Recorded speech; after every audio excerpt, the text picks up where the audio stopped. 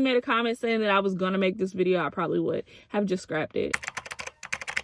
Hey, hi, hello, it's me, Tiana, back at it again for another video, and today we are talking about Taylor Swift, I think. Before I talk about Taylor Swift, I do want to talk about the Dixie Chicks, right? So I do really love the Dixie Chicks. I mentioned this in my video, I think the last video I posted about my favorite albums of the year. The Dixie Chicks Gaslighter was one of my favorite albums of the year. However, if you are like super young or you like don't listen to country music, you probably don't know who the Dixie Chicks are. So the Dixie Chicks are a country group. They actually rebranded this year to just the Chicks because of the like Confederacy connection to the word Dixie, which in my mind as a Southerner, they're one of the top selling female country artists. They got big play in country music, and people genuinely like love them. They're, you know, I'll put them on the screen. There are three, you know, blonde hair, blue eyed white women. So in 2003, right, Natalie Maines, who is the lead singer of the Dixie Chicks, was on tour.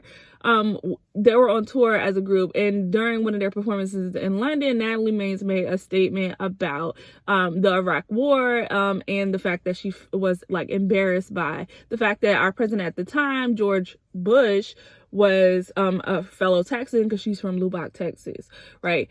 It was like the day before, or like the night before, we were like set to invade Iraq, and the war in Iraq was about to start. If you are that young, you don't even know about the war in Iraq. It was basically after 9/11. The Bush administration said that they had like weapons of mass destruction in Iraq, so we were going to invade. Okay. All of that turned out to be a lie. But before we invaded, like I said, Natalie Maines made a statement in between songs at one of her concerts in London. I'm basically saying that she did not approve of the war. This was like a really big thing in the trajectory of their career, right? They did not mean for this to be like a statement. Like they did not intend for this to be a thing. Natalie was just making like an offhand comment in the middle of the songs. It got picked up by a magazine or a newspaper in London, which then got picked up with a U.S. newspaper, and then it was all over U.S. media. They banned the Dixie Chicks in like all country radio. Their song, which was #1 at the time, like plummeted down the charts. Like they had, you know, people who were protesting their concerts. They had people who were like burning their CDs and trashing their CDs. And like, you should, if you really want to learn more about the whole situation, you can watch their documentary about, that whole situation, which is called Shut Up and Sing.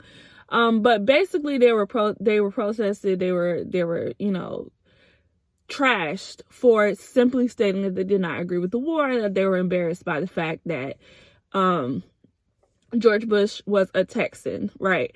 And the reason why I bring up the Dixie Chicks, right, is because after that whole big thing, they decided, or they kind of had to reinvent themselves and become a new like group. They could not continue to tour and like put out music in the same way they did previously, because all the avenues that they would have normally went through country music were no longer wanted anything to do with them. So when they made their next album 3 years later in 2009, they had to sort of reinvent who the Dixie Chicks was. They did that by pivoting to a more pop sound, even though I feel like that album is still very country, but they leaned more into pop music and made a pop like rollout. They had to change every way of they basically had to like start again as a new group and move in that way in a more saturated market.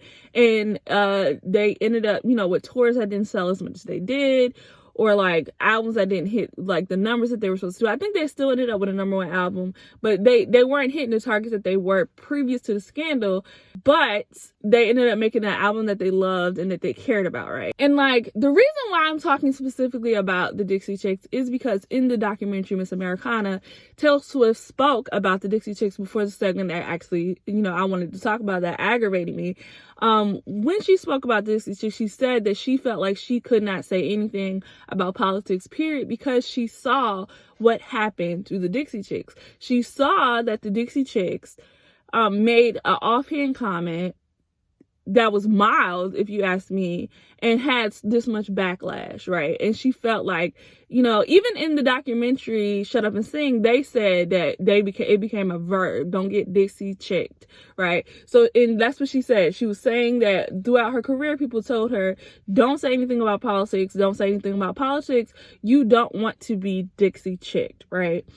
So we see Taylor Swift give us this segment with clips from the documentary Shut Up and Sing, and talking about the Dixie Chicks and what happened to them and why that was like the big reason why she didn't say anything, right? She follows that with clips of her being asked directly, what are your stances? What are your stances? And her like evading those questions.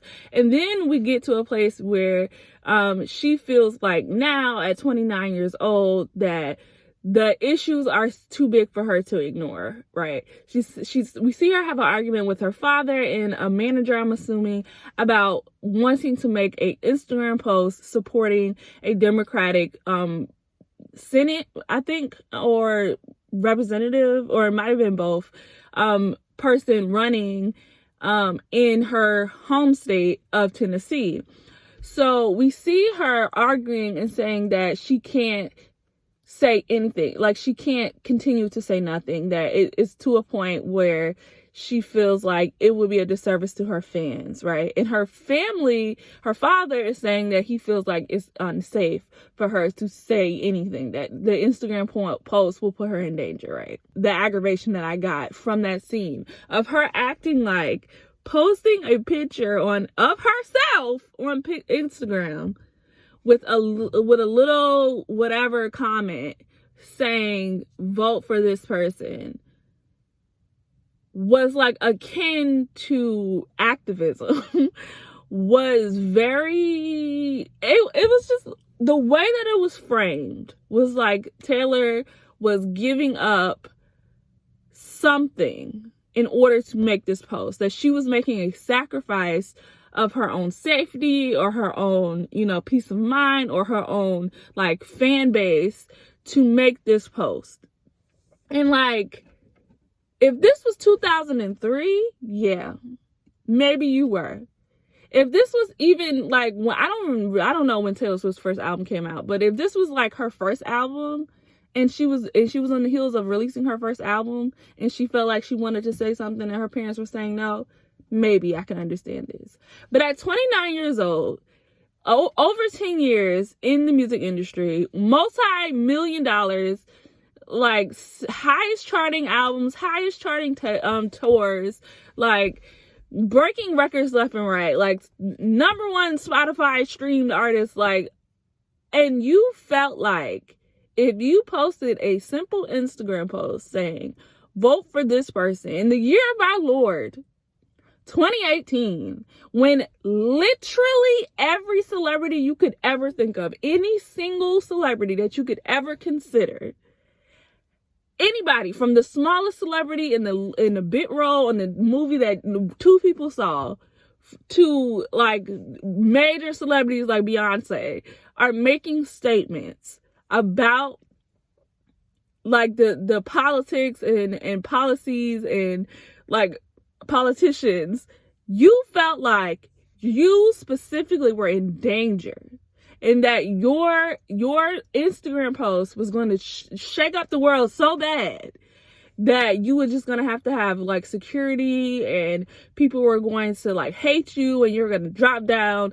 Like, it wasn't realistic to me. It just was not realistic for her to position this, to frame this as she was doing some sort of sacrifice by posting a picture on Instagram. Like, it's not even like the picture said, F Donald Trump. It's not like the picture or the comment was provocative in any way. It was the most safe, the most PR, like post that you could ever post about politics ever. Like, it was so mild. And yes, she ended up getting Donald Trump like make a response, but the reason why somebody like a Donald Trump made a response is because the overwhelming idea of Taylor Swift was that she was a white supremacist Aryan princess. Like, and this is not me believing this. I did not believe that Taylor Swift was like super duper racist, but I did believe that she was probably most likely a Republican because she's a white woman, a blonde hair, blue eyed white woman in country music who made no statements about policies. Like, when the popular political idea, the political idea that most people are like talking about, where most of like the, at least in Hollywood circles, are leaning towards is the more progressive, the more left-leaning thing, and you're saying nothing, makes me believe that you don't agree with the people who, like, because if it's safe, if it feels safe to me as an outsider, and I almost pretend like I know what's going on, like in actual Hollywood or whatever, but from my perspective as an outsider looking in, most of the big celebrities who are making these statements, who are talking, who are fighting for what they feel like is right, who are in politics, are on like the more progressive left-leaning side, and you are being asked direct questions about your stance and you don't want to say anything. It's, to me, it feels like you're leaning towards the side that's not popular. You're leaning towards the side that, and like, I feel like at best, Taylor Swift knew that she had a large part of her fan base that was racist, that was very much Republican, good old boy energy.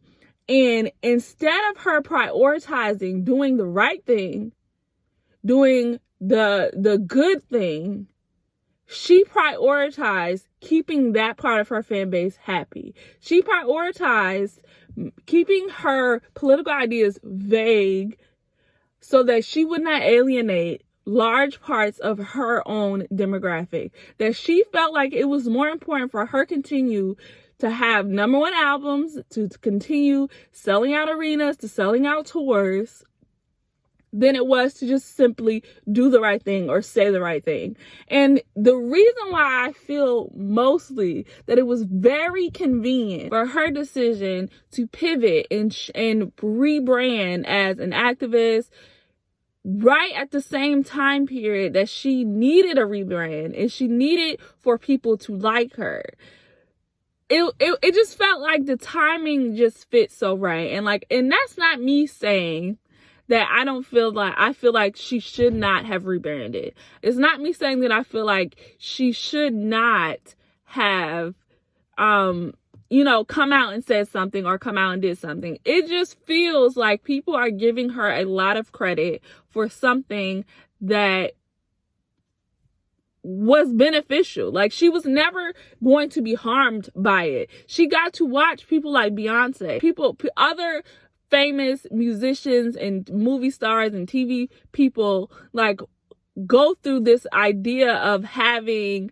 to publicly state they're in, people who are in situations similar to mine, who are living in like the middle of nowhere, scraping to survive in, and like are Black women. These laws that the Republicans like put forward, these policies that they make, that they champion, that they convince people to vote for, like, they affect me. They affect my day-to-day life. Like, it's very personal to me. Activism is very personal to me. Like, when a Black person is murdered, like, it's very personal to me because I feel like that could have been me. That could have been my sister. That could have been my cousin. That could have been my father that was murdered, that was assaulted, that was killed. Like, so for people to use, like, racism and sexism and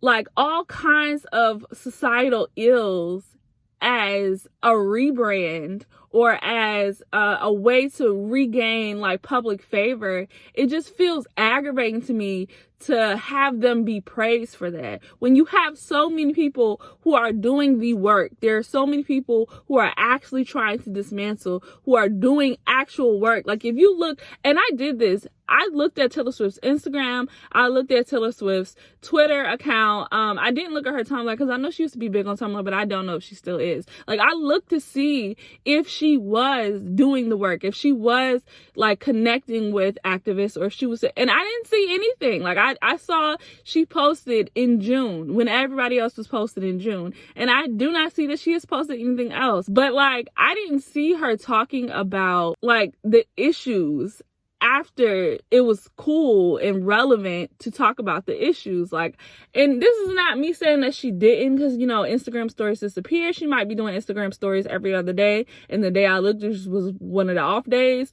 But to me, it just felt very convenient for her to rebrand as someone who cared after years of not caring, and to have it be so well received, for her to be able to just completely revitalize her career or rebrand herself in a way. Because and the thing is, I don't know if, like, I really don't know. This is not me being like funny or like shady, because I do be being shady. I won't even sit here and act like I don't be being shady, but this is me being sincere. I honestly, truly do not know if I am overanalyzing and reading into stuff, or if it was just blatantly clear to me the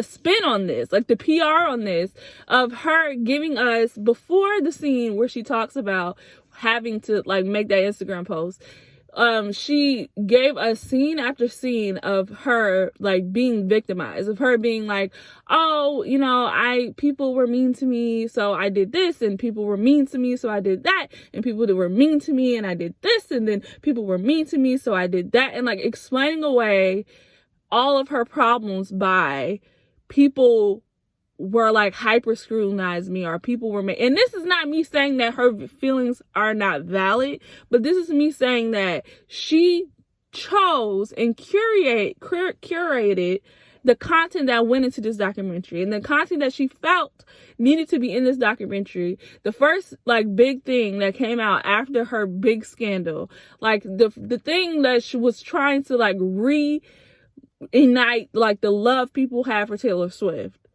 was her being a victim constantly of her being harmed by everything around her. And this is not me saying that she can't talk about her pain. This is not me saying that she can't talk about her hurt.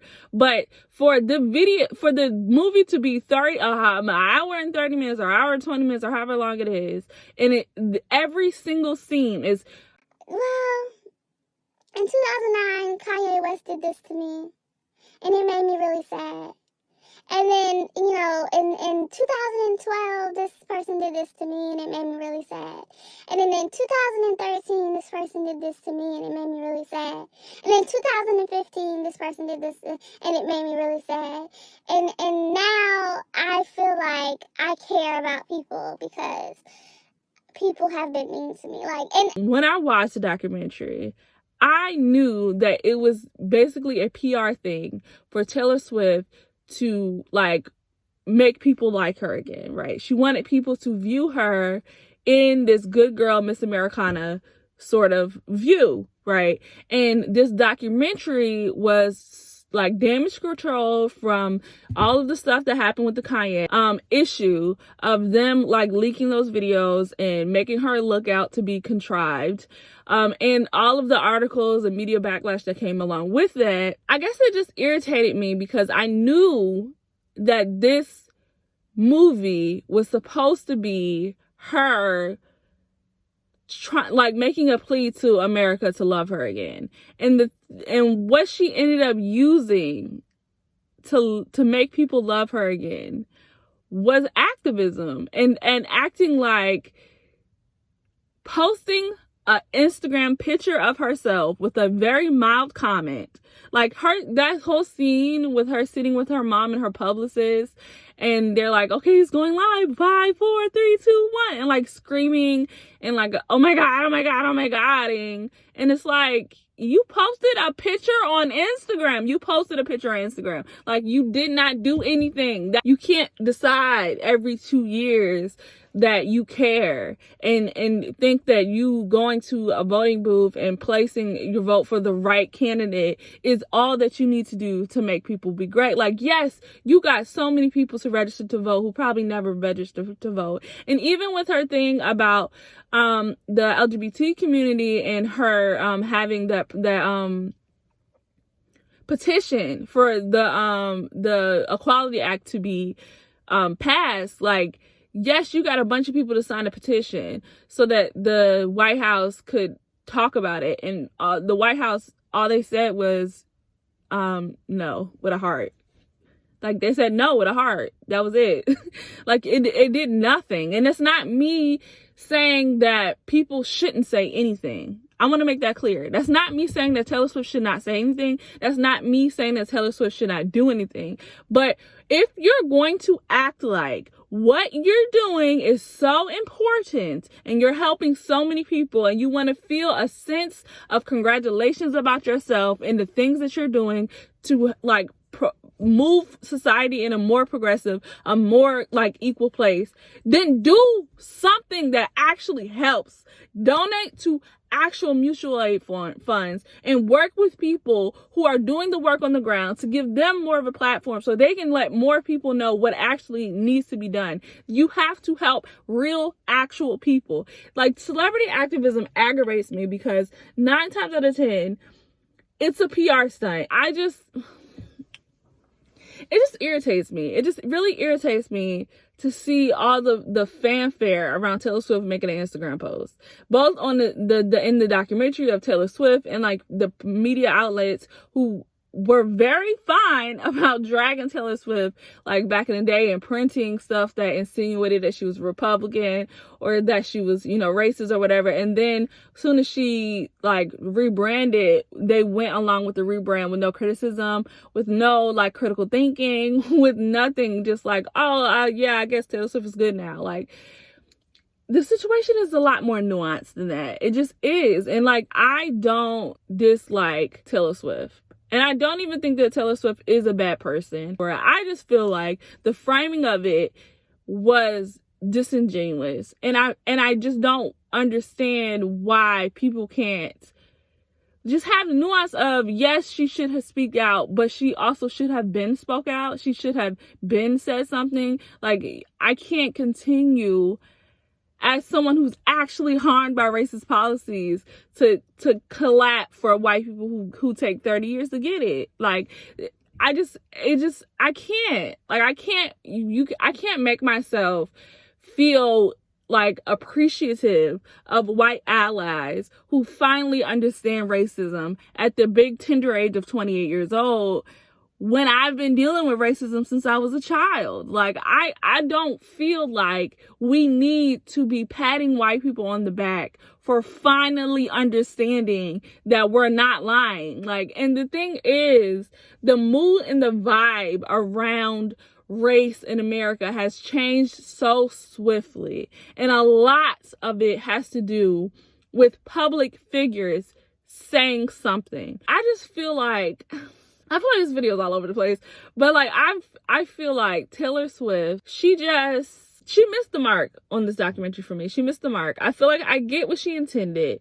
but for me, it just reinforced a lot of the ideas that I had about her. She just missed the mark for me. She just missed the mark for me. I wish that she would have talked more about why it took so long. Like, I know that she said that she felt like she didn't want to be Dixie chicked, but like, I just felt like it felt too scripted. It felt too rehearsed. Like, it felt like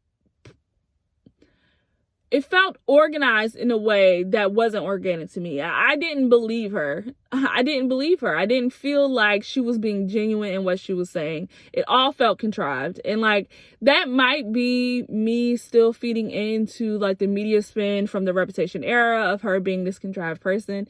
But like, also, I feel like the Reputation era kind of reinforced my idea of her before we even got here, because when people were saying that she was contrived, right, and people were saying that everything that she did was like a fabrication, like she was giving you what she thought would sell and not what she actually believed or whatever, like when she then tried to rebrand as the bad guy Chun-Li, like I was like, yeah, you're contrived. Like you felt like people thought that you were a bad person. So instead of you trying to be like, oh my God, I'm not the bad person, or like sitting and like absorbing the criticism and trying to figure out why that was the perception of you, you decided to just lean into it and give this rehearsed performance of, I'm a bad guy now. And like, no one believed you. I never believed you. And that's just how I feel with this documentary. Like, I still don't believe you.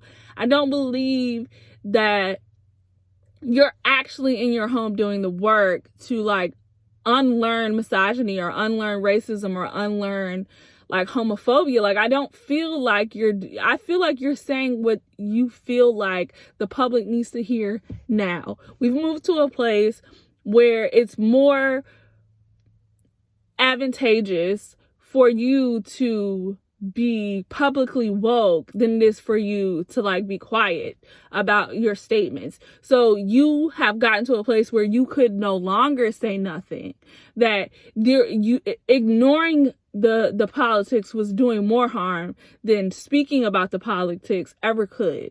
But you're trying to frame it like you made some big sacrifice by saying the right thing, like saying the thing that is like good or like okay, like I don't know.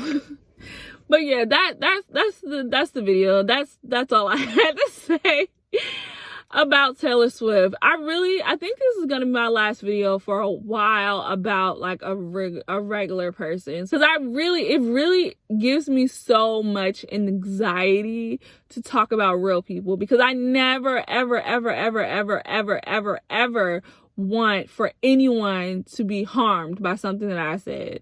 But I also feel like I can't act like I'm not aggravated about situations, or I can't act like stuff isn't hurtful or offensive or like problematic. And sometimes I feel like I don't have to give my opinion on stuff, or I can just be mad about stuff in private. Like, I almost didn't make the video. The only reason why I made the video is because I said I was going to make the video, and I care more about keeping my word. But like, because the thing is, when I was going to make this Taylor Swift video, it really was just a paragraph that I was talking about Taylor Swift. And most of that paragraph was me just explaining like the situations that Taylor Swift had been in, and just being like, why would you, that segment in her documentary aggravated me. But I don't know. Whatever, the video's too long. So yeah, those are my thoughts on Taylor Swift and the Dixie Chicks, and how to be a country music disgrace. I don't know. I had a great title. Hopefully y'all see it. But yeah, that's it. That's all. Please subscribe to my channel. I should start saying this at the beginning, but I'll never remember. Please subscribe to my channel if you want to see more videos like this. Please like this video if you like this content. In the comments, tell me what you want to see from me next. I have no problem taking requests. I know some YouTubers be like, I don't take requests, and I get it, and I might not always take requests, but for right now I am taking requests. So if you have a like TV show or a movie or anything like that you want to see me talk about, then let me know in the comments, and I might add that to my rotation and make a video. I do have a bunch of videos coming out in the new year. I think this is gonna be my last video for the year. Yeah, it would have to be, because I think this is coming out on the 31st. But happy New Year to everyone. I hope 2021 is happy and prosperous for all of us. I know that 2020 was like hard for a lot of people. But 2021 is going to be better. I believe it. It's going to be better. It's going to be a better year. Is it going to be a great year? I can't say. But I do think it's going to be a better year in 2020. And I do believe that we're going to be good. We're going to be good. So, stay safe, wear your mask, and see you in the next year.